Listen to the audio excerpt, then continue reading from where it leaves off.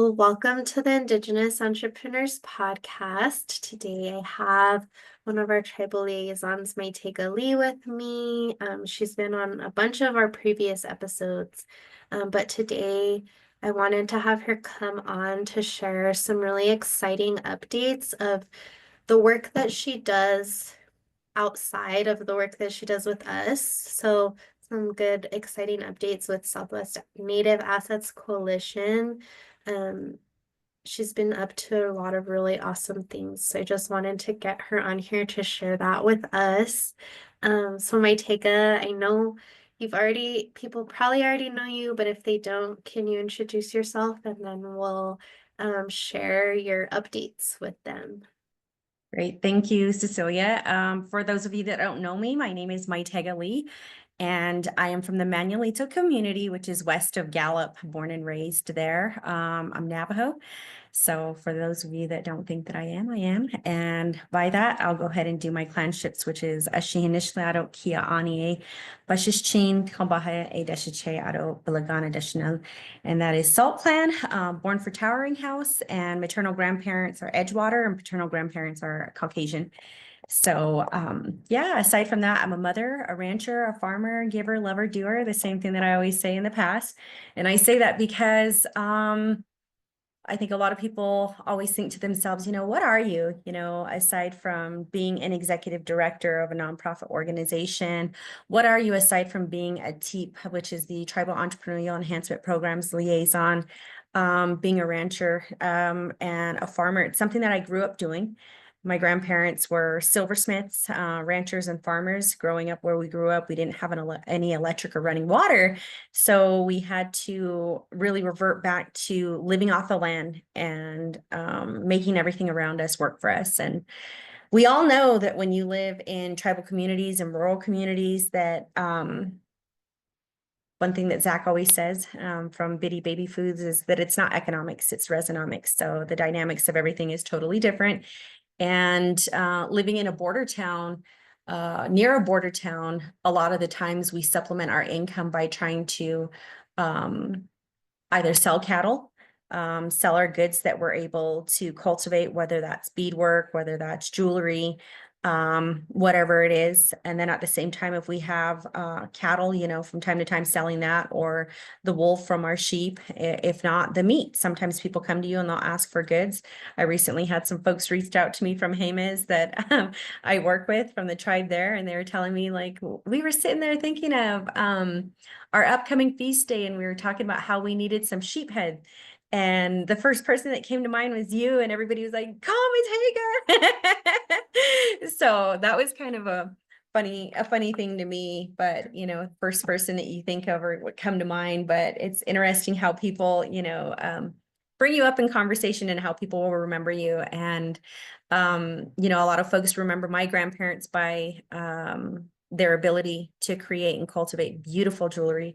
I have aunts and mother, uncles, and then myself that have all taken on that task of learning how to make that beautiful work and carry on that legacy that our grandparents had instilled in us. And it's been a journey. It's been interesting. And it's something that, really we hold near and dear to our family and our namesake and the legacy that we're creating for my kids, my nieces, my nephews, my brothers, my sisters, my aunts and my uncles, the people around us. It's just sharing that and try to, preserve what we do have, because we don't see a lot of that anymore. Thank you for always sharing that with us. You brought up something that's important, I think, is just that community and like people being able to reach out, like, I need this, like, oh, so and so has it, and that's kind of, I think, what we cultivate with our like ecosystem building for entrepreneurs too, which really does tie back to a lot of those Indigenous values. But that's kind of a little off topic, but we can talk about that if you want. We can. I think that there's a lot that we can include in the conversation to make sure that everybody has that understanding and transparency of what we're talking about right now. So yeah. But anyways, as part of the ecosystem, And as a tribal liaison, you do a lot with our program, but you also do a lot with Southwest Native Assets Coalition. Um, and you've really grown it, I think, over the past 3 years that we've been working together. Can you kind of talk with us and share that journey about how you've been able to grow and evolve Southwest Native Assets Coalition and what some of your recent successes are, as well as your upcoming goals? Okay. I get excited anytime I'm able to talk about any of the successes that we've made, whether it's with the Tribal Entrepreneurial Enhancement Program, which has been a huge success, what I do on that front. And I just want to include this in the recording, I'm sorry. But with the Tribal Entrepreneurial Enhancement Program, my role is to ensure that folks have resources when it comes to entrepreneurship. It's totally different than what I do with Southwest Native Assets Coalition, where it is a nonprofit and we focus on other items. However, with the UNM program that we do have going, it focuses more on ensuring that folks have the resources, the education, and we're able to sit down with them and mentor them, whether they need an EIN number, whether they need you to look at their monthly expense reports, whether they need simple information on accounting, or, sometimes folks just really need somebody that can listen to them. A lot of the times we don't have that, right? We have this little battle going on in our head about what we should do. Should we make an LLC? Should we just do a sole proprietorship? Should we count this as an expense? How do I word this? Or, what else can I do? All of these questions. And when you don't have anybody to share that with, its experience, it could get overwhelming. I get random calls even from family members from time to time. I have a brother of mine who tends to change his business plan maybe once or twice a month, and he'll call me and he'll say, what do you think about this? And I'm like, I'm not talking about this anymore. I'm just going to send you a link and you could go ahead and read what EDD has or what the state of New Mexico has, or sending him grant links. And it's just because folks are different. Everybody's different. Some people can stick with one thing and they just don't know enough about it, or you're going to continue to change what it is that you want to do because you're trying to figure out, okay, you know what, I thought that I wanted to go into working with this certain item or, an ag, and it's not for me. I think that cultivating different, like jewelry, is a little bit more my style, or artwork, or any and everything that we could think of, right? And I think that now in today's society, there's so many things that you could tap into. You could be a grant writer, you could be, you could make dresses, you could, make drinks and shakes, and you could, do a slew of things. And that's the beauty of entrepreneurship. So I just wanted to share that piece and just say that, there's a lot of folks that look for those resources. And specifically in tribal communities like where I'm at, we don't get enough of that. Folks will be sitting there, and the biggest part that's really disheartening is that we don't see a lot of folks that are able to communicate in Navajo. They ask you something, and, that's where I really get on my own children about things, because as far back as I could remember going to the grocery store with my grandparents and seeing an elder stand there and ask me, or, or they ask you simple things like, what does this say? Or what does this mean? Or how much does this cost? You're expected, well, in my case, I was expected to be able to assist that person. I feel that the role that I played in my family was the reason why I went to school, was to be able to communicate for those that weren't able to back at home, right? They only spoke Navajo. So it goes back to the saying of where I was, called at a young age, not Aniyaj, because I would be the one that was, speaking for the family. So that's like basically saying like a little boss, because anytime we went somewhere to sell jewelry or to negotiate anything, whether it was prices on wool, prices on our goods, anything like that, I was always there to advocate for my family and, go in and talk to these traders or talk to folks that we were selling jewelry to over at Earl's or wherever. And so that's where it stemmed from, was just having to offer basic knowledge to folks that are around you. So when this position became available with UNM through the Tribal Entrepreneurial Enhancement Program, I saw it as a big win for tribal communities, especially the ones that I serve, because as you know, I have a big heart for my people. Oh, I'm about to get emotional, but I have a big heart for my people. And I think that there's a lot of work that we still have to do. And I think that part of that is knowing and understanding that folks choose to set up at the swap meets on a weekly basis because in their mind, they feel as if it's overwhelming to go open up a checking account, that it's overwhelming to get a smartphone that has an app where you could do your online banking, or it's too much to figure out what a square is. It's too much to write a check. They're just so used to a handshake being as good as a contract. They're so used to being able to do that transaction where it's simple for them. The simplicity is what it is for tribal community members. I think that that's what it's always been, is straightforward and simple. And they're there to set up, sell you a product, and it's an exchange of your money for their goods. And that's it. It's not filling out a W-4, a W-9. It's not, filling out a contract, writing a receipt. It's none of that.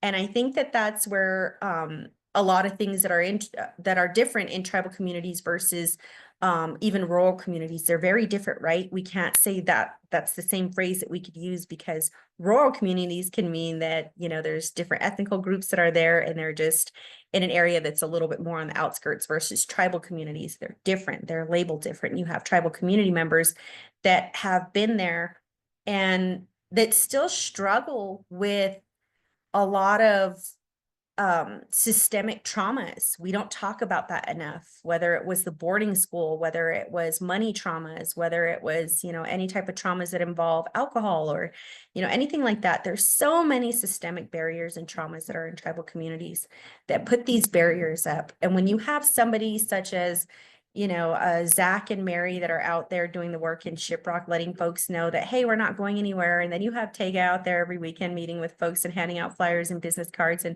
just being able to emphasize people and letting them know that you're doing a good job, or you're still here, you're doing really good, I like that work, or can you make me this piece? And you're exciting them. You're kind of like their hype man, of letting them know that they're doing a good job. And whenever you're ready, let me know. And I think that that's the biggest part is, again, we don't get that enough. But in all reality, when you plant that seed of hope in somebody, or you plant that seed of confidence or anything like that, it does a lot for a person. And I'll go back to something that you and I had a conversation about years ago when I was first working with Southwest Native Assets Coalition. And I think that you could see the amount of stress that I was under. You could see the amount of, work that I wanted to get done, and how I was worried about how I was going to get it done. And I remember you telling me, give yourself grace. And immediately I grabbed a Post-it and I wrote that down and I stuck it on my computer. And I still read that every single day. It's actually sitting behind me on my wall right here. But I'm always telling myself and everybody else that I meet, when they're going through a hard time, I tell them all the time, give yourself grace. You're doing all that you can. And there's always going to be a turning point where you're going to need help. It's just, that's logic that tells you that at some point you're going to hit a little bump in the road where you're going to need a little bit of help, whether it's for myself, even, I'll give you a little example. I was on the state of New Mexico's website that they updated years before. When you're filing an annual report or you're filing your certificate of good standings, the website was user friendly to where you could just go right in, you click on one item, you file it, and you're just able to print everything from that one screen. Well, I went back in, I had to make a new username, a new user password, and they have these different links. And I'm sitting there frustrated, like, why can't you just leave well enough alone? Like, there's some of us that are just so used to our routine and the repetition that we have, that when you see something new, it's a little frustrating. Like, I barely figured out today, after a week of trying to figure this out, how to actually go in and print a certificate and go to the queues that you need. And it's as simple as that. Like, it just messing with something so simple can actually lead to weeks of a headache, trying to figure something out. So that's a little bit of insight on what I think when it comes to myself, my thought process, and then tribal communities and the folks that we're dealing with. If I could still get frustrated over technology and simple things, I'm pretty sure that it could just be that much more on tribal community members that don't fully understand or comprehend certain things, that have language barriers, accessibility issues, or just distrust. We fail to remember that the amount of distrust that's in these communities that we live and work in is very high. And that's not just the Native community, it's every ethnical group. That distrust is very present, even as we do this podcast. Yep, definitely. And that's why I think I mean, it's important, like the roles that we have with our tribal liaison program. Just having those people in the community who understand the community, who can do the work in the community is important, and it's going to continue to be important. So, however, we can continue to do that work.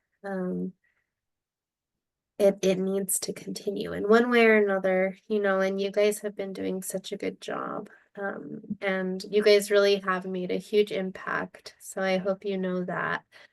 Um, Aside from NMTEEP stuff, you're also having a huge impact with your nonprofit, that you're the executive director of, and kind of alongside NMTEEP, you've really grown and built up Southwest Native Assets Coalition. Can you share a little bit about that? Because it's different from what we're doing, but it's Mhm. also the same type of like sitting down with people, walking them through being that person, just in a little different way than what you do with us as a tribal liaison. Can you share how Southwest Native Assets Coalition has grown over the past 3 years? Yes.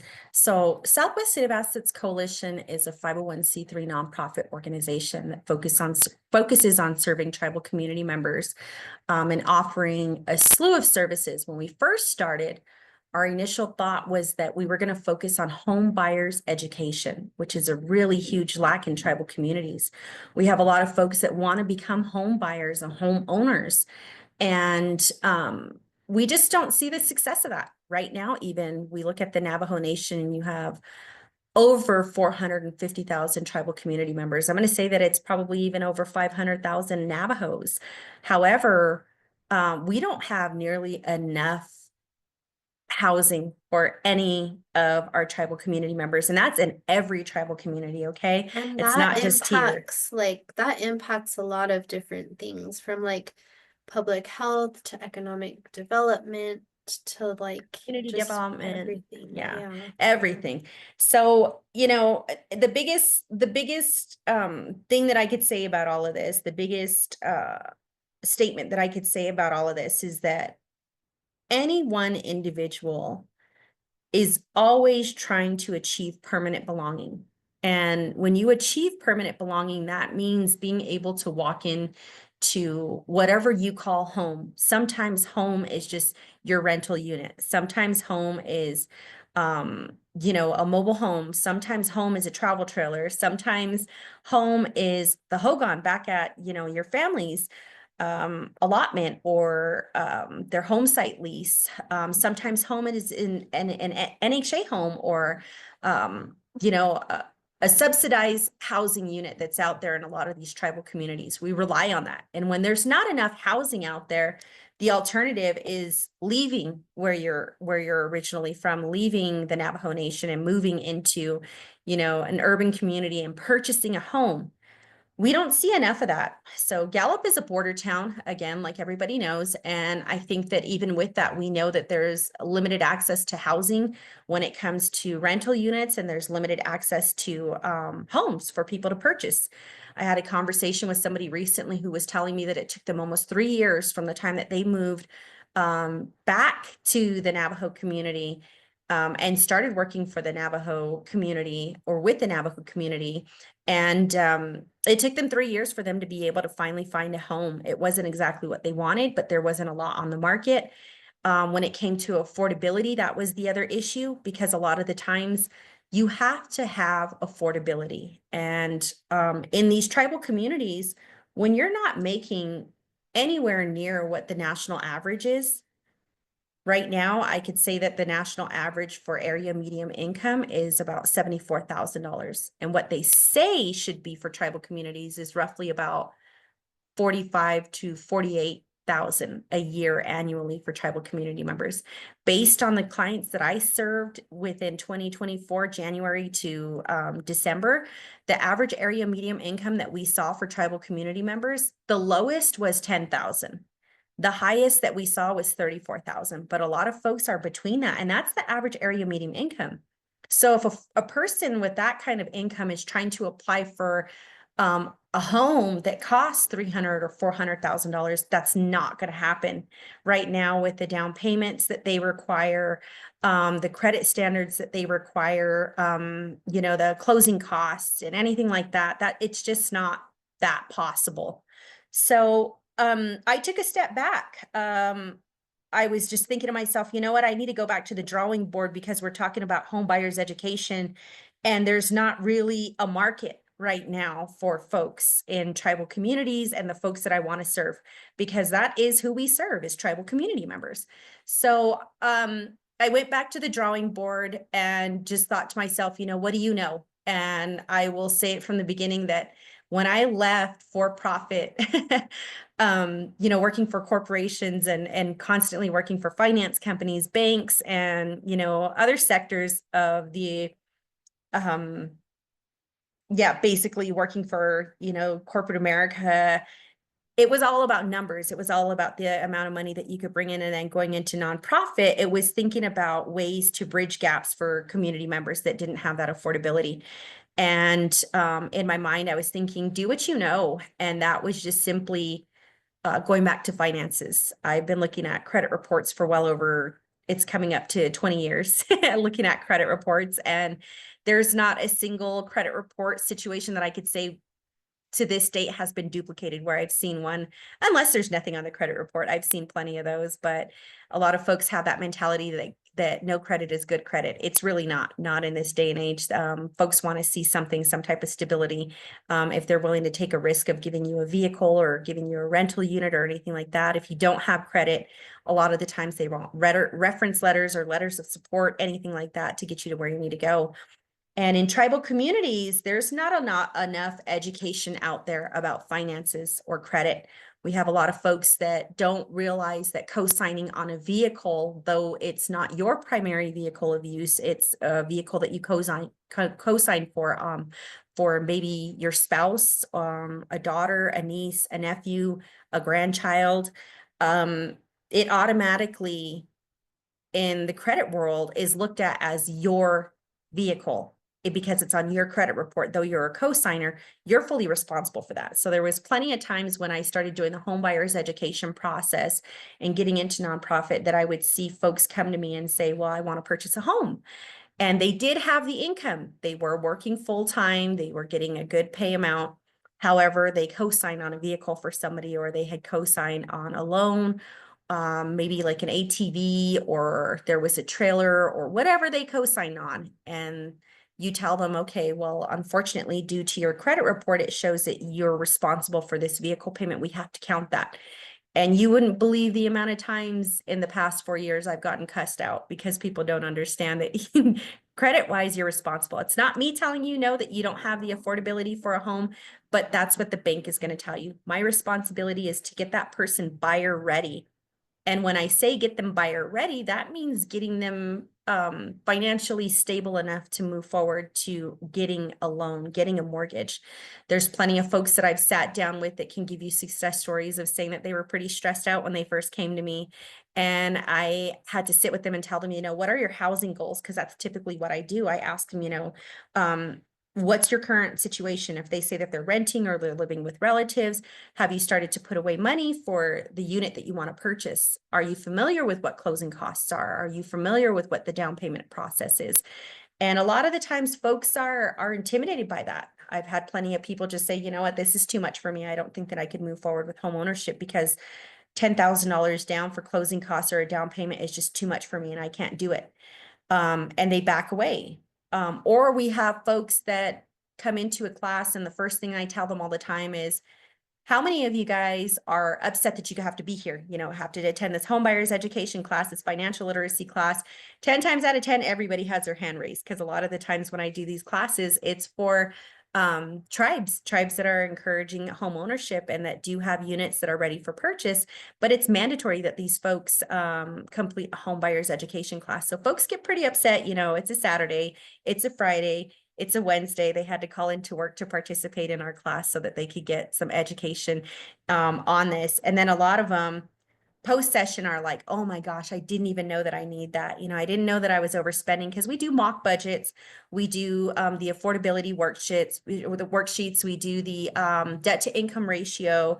We do a lot of different things with tribal community members to enhance their understanding of what their credit, what their finances, and what home ownership is. So that's 3 different components, because finances are totally separate from credit, but we have to incorporate all of that in one 8-hour session, which is not enough time. So typically what I tell folks is that we do a lot of one-on-one counseling sessions for folks after we're done with that, initial training session that they do complete.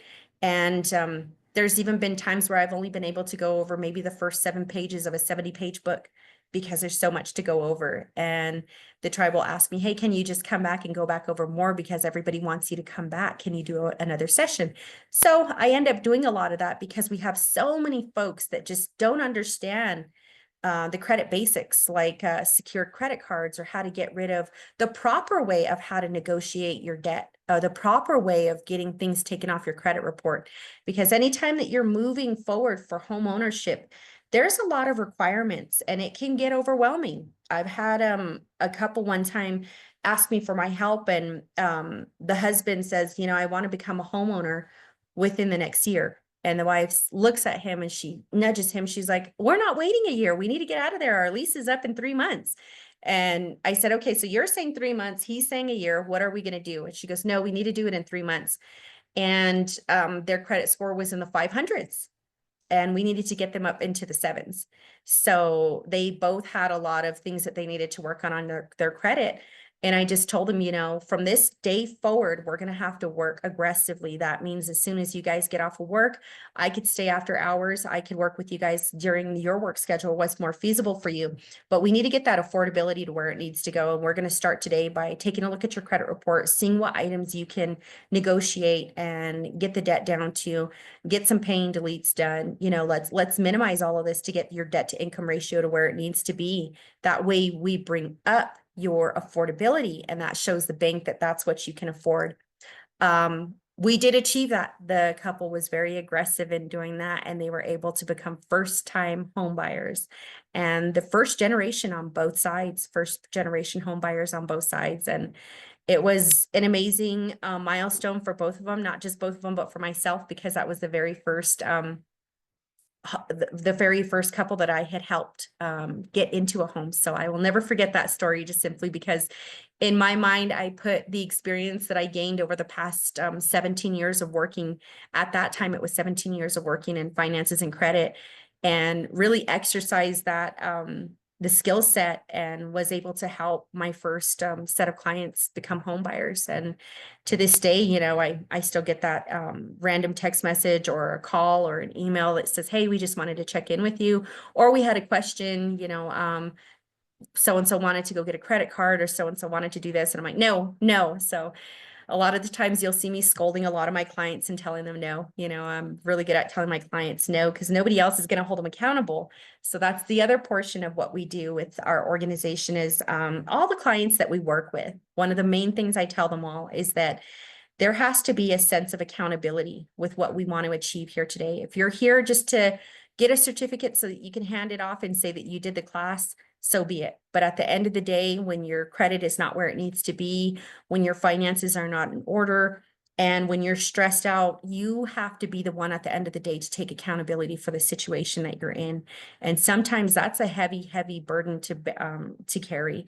And what I will say is that working and doing what I'm doing, 78% of my clients were single mothers on a single income that was about no more than 34,000.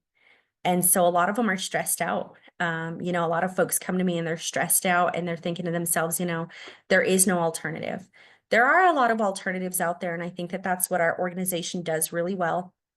We do navigating for all of our clients. So aside from just the home buyer's education, the financial literacy, and the credit counseling, we also do housing navigation for housing stability. That's a part of home buyer's education, and a lot of what we do in housing counseling is to ensure that any clients that come to us are able to access our resources that we have with partners or state and local tribal resources. That doesn't mean we give the approval. That just means that if the person is not able to understand that process, one of my housing counselors will then step in and help them navigate that process, whether it's filling out an application for them, helping them set up an online account, or just making referrals or calling folks to say, hey, we have so-and-so here, and they're interested in participating in your program, or they need a little bit more resources.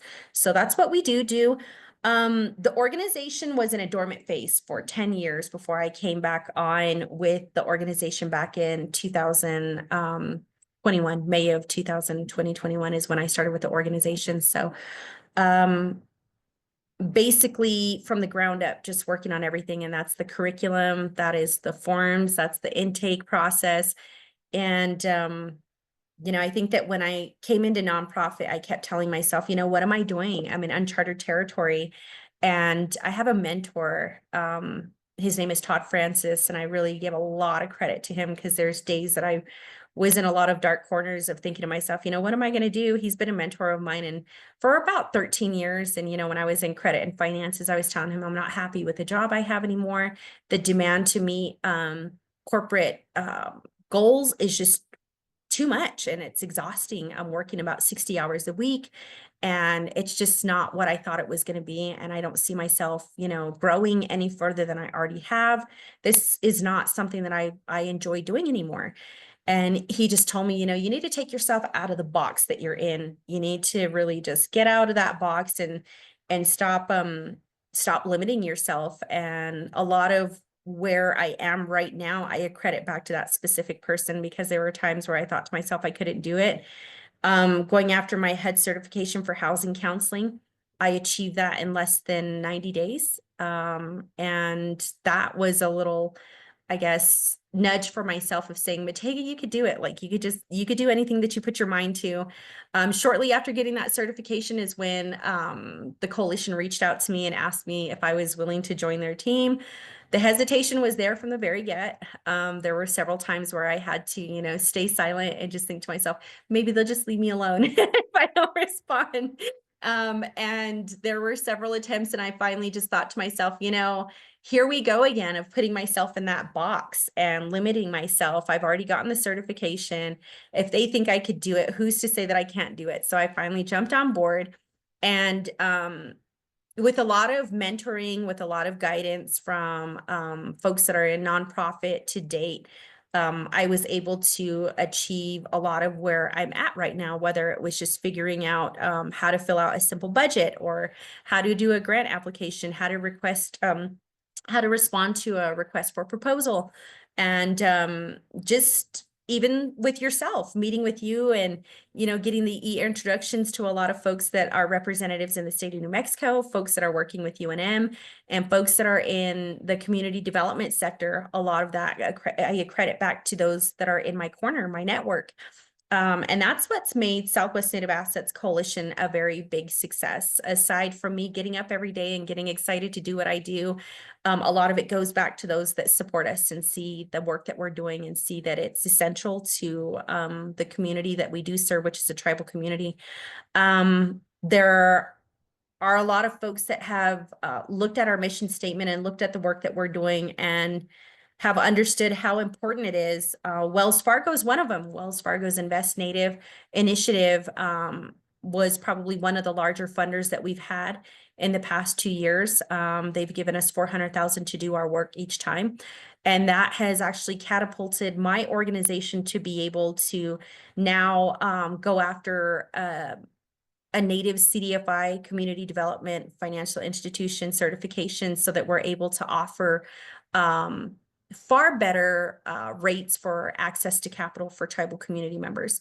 A lot of the times we don't take into consideration that tribal community members are underbanked and they have limited access to capital. limited access to capital can mean a plethora of things. That can mean not being able to be banked right, being overcharged for banking fees. That can mean high interest rates. We know that Gallup was notorious at one point for having about 58 loan companies, signature loan companies, and everybody was charging above 100%, sometimes even 300%. The payday lenders, I mean, they were gouging folks because there's so many people that come into Gallup from border towns, and they needed loans. So a lot of folks were taking out a lot of these signature loans.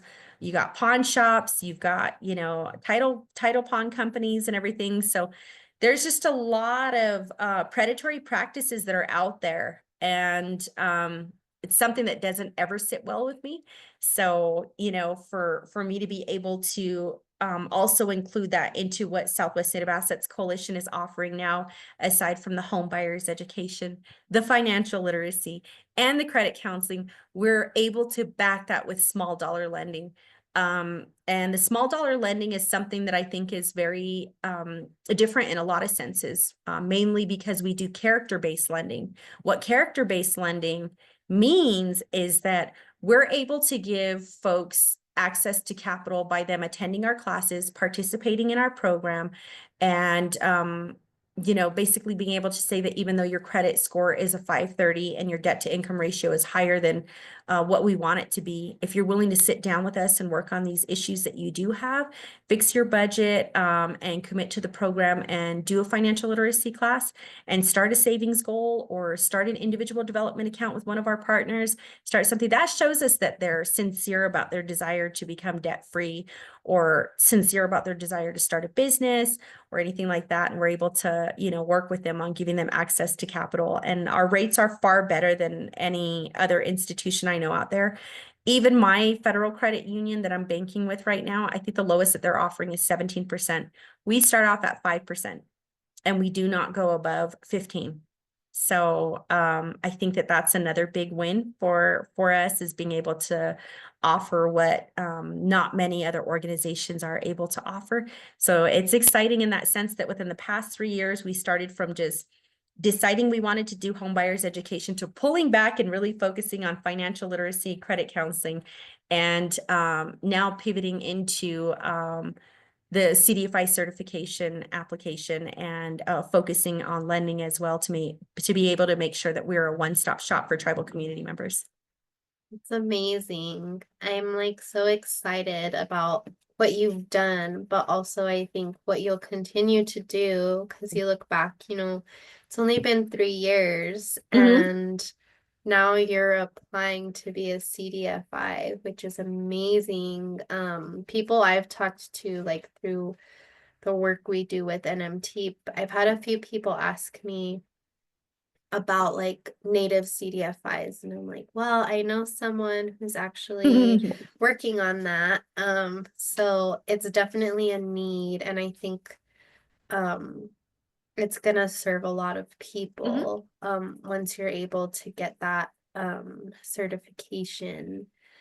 What is one thing that you're most proud of over the past 3 years that you've accomplished with Southwest Native Assets Coalition, as well as with our program NMTEEP?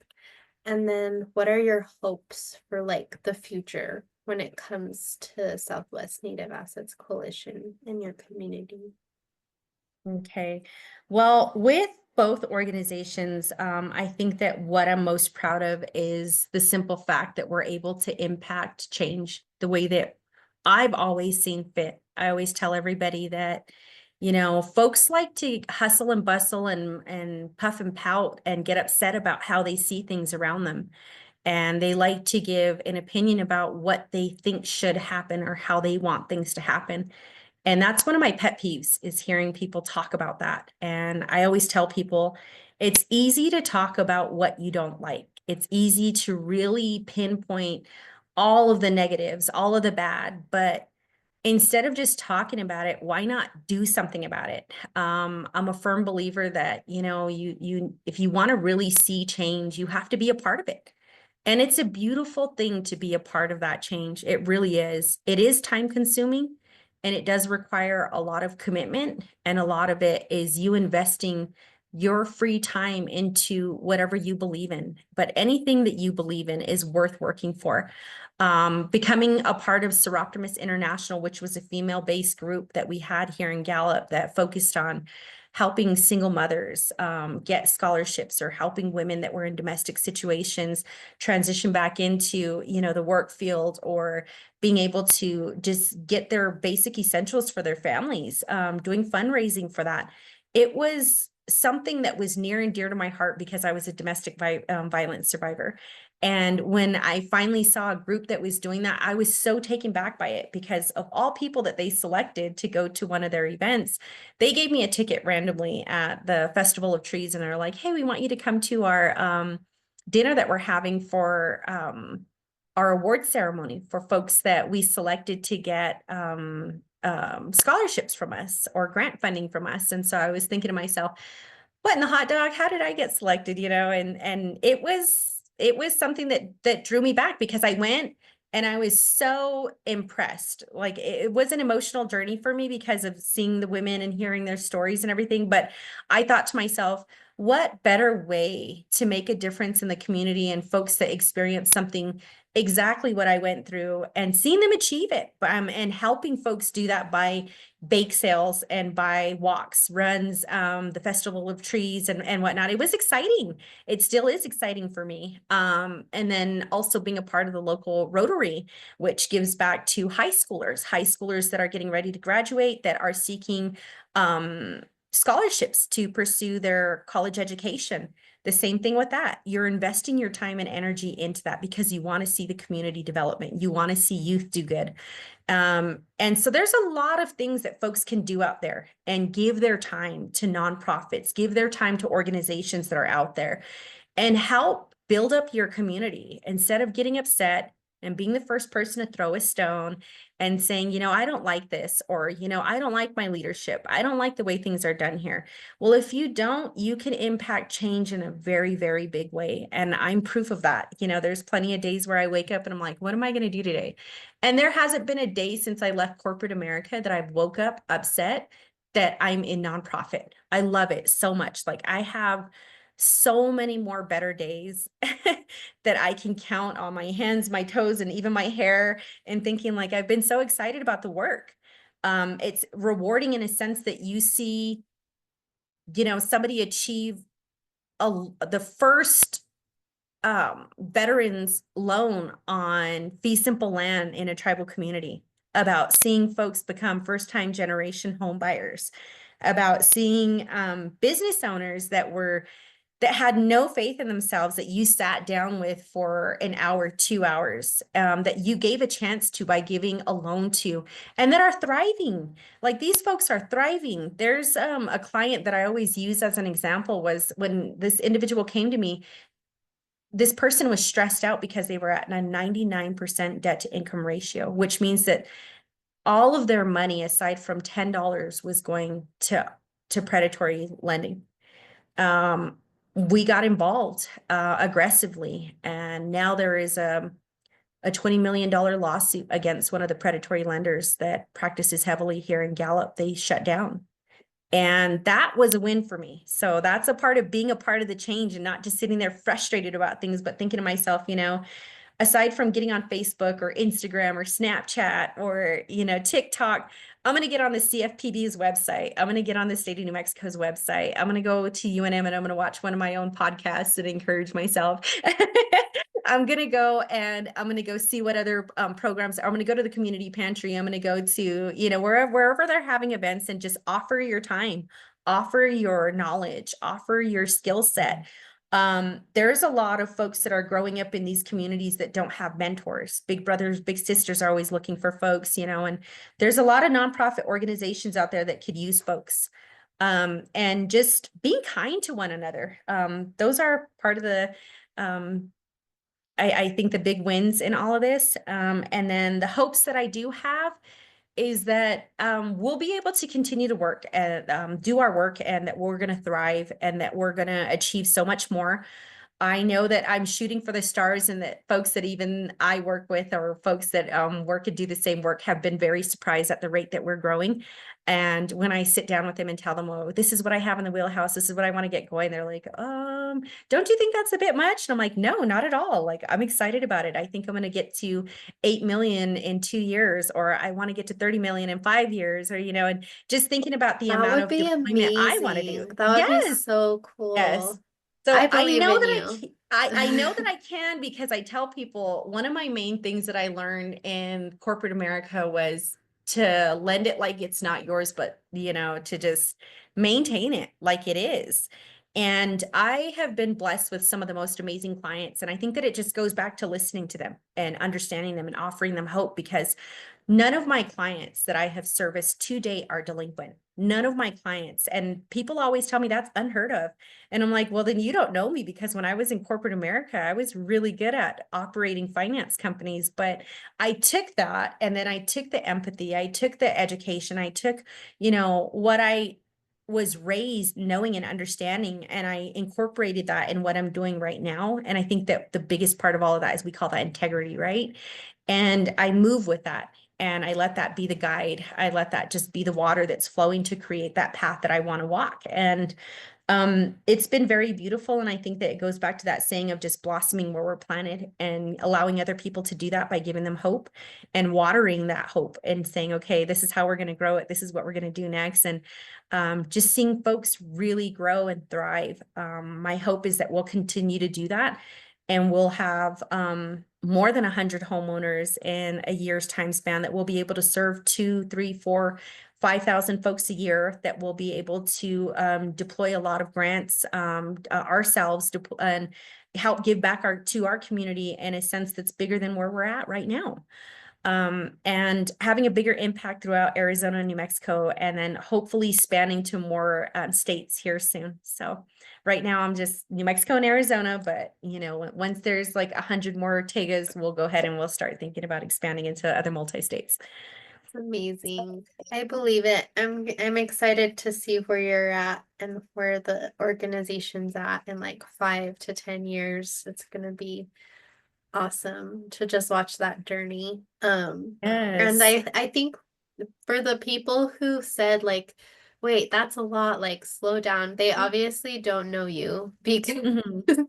Yeah, I you tell everybody that I'm my own biggest headache. Like, I'm my own biggest critic. I'm my own biggest headache. I'm my biggest cheerleader. Like, there can be nothing more than me that's already me. So but I think that a lot of the times too is like, am I setting the bar too high? Like, when I get up and I think to myself, like, man, the amount of stuff that I have to do today, there's not enough time in the day, or just the small things. But again, it takes people like you, people like the other mentors that I have had, and people that continue to support me and guide me, that really make the work worth doing.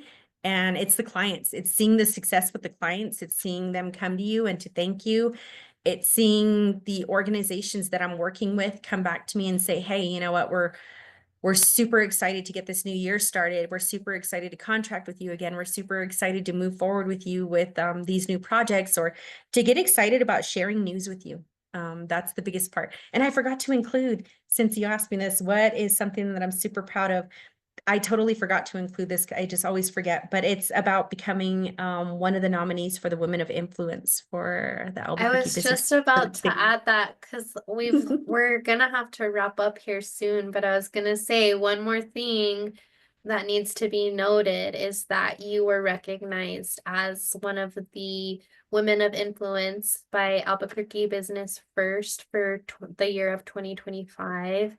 It's a very prestigious award. A lot of women from all over the state are nominated, and Mytegia was one of, I believe, 26 to be selected, which is amazing. And it's so well deserved. I'm so excited that they chose you because I can't think of anyone more deserving who's actually doing the work, and you're not doing it for acknowledgement, which is why you deserve the acknowledgement more than anyone. Yeah, it was a big surprise to me. I will say that when I woke up to that email and I just saw that little icon, I did cry. Like, I literally had barely gotten up, and I was starting my day, and I sat down at my desk, and I was just just opened my first email and I saw that because it was like something like 8:03 or something like that. And I looked at it, I opened it, and I was just thinking to myself, what? Me? And I was taken back by it, and I was excited. And I just thought to myself, one thing that was shared to me by an executive director of one of the TDHEs that's here in New Mexico said that the positions that we're in, they're thankless. If we're looking for any type of recognition or any kind of acknowledgement, it's never going to come. And I think that if you keep that in your mind and you just continue to know and understand that it's your integrity, and it's the in Navajo, it's just basically like it's internal. It's your internal compass. It tells you what to do on a day-to-day basis, what's right and what's wrong. And if you just continue to let that guide you, you'll be fine. And I just thought that to myself. And then when I got this recognition, I just thought to myself, I know that this has to be God's way of reminding me that that favor is there and that I'm doing the right thing, and just to keep moving forward with it. Also, that your work is not going unnoticed. Yes. So thank you. And I want to just take this time to thank the rest of the other organizations, my clients, my mentors, folks that believe in the work that we're doing, not just with Southwest Native Assets Coalition, but with UNM's Tribal Entrepreneurial Enhancement Program, because we've been able to create pathways. When they say that when a door closes or a window shuts, another one will open. Well, in tribal communities, there are no open doors. There are no windows to open. There is nothing to create. So when we're creating these pathways for these tribal community members to understand entrepreneurship, business ownership, and how to navigate through it successfully, we've had so many success stories. And you could go back to the report that we've done and just know and understand that the amount of folks that we've impacted is so phenomenal at a depth that can't be explained or expressed enough. And that's invaluable.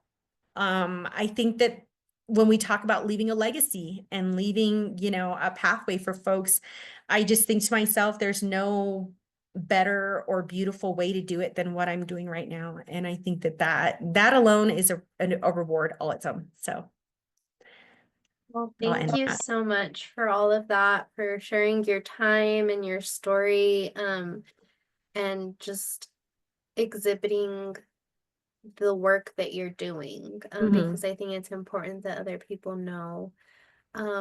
So just thank you again, and I hope we'll have you on here again. Like I said, I'm so excited to just see um Southwest Native Assets Coalition and all your efforts continue to grow. Because the impact is really, like you said, you can't even really put it into words, but you know that Mhm. it's there. So thank you. Definitely. Well, thank you. Thank you. And I look forward to any other upcoming podcasts. Yeah. Whatever topic we think of next. Yes. Stay tuned, everyone listening. All right.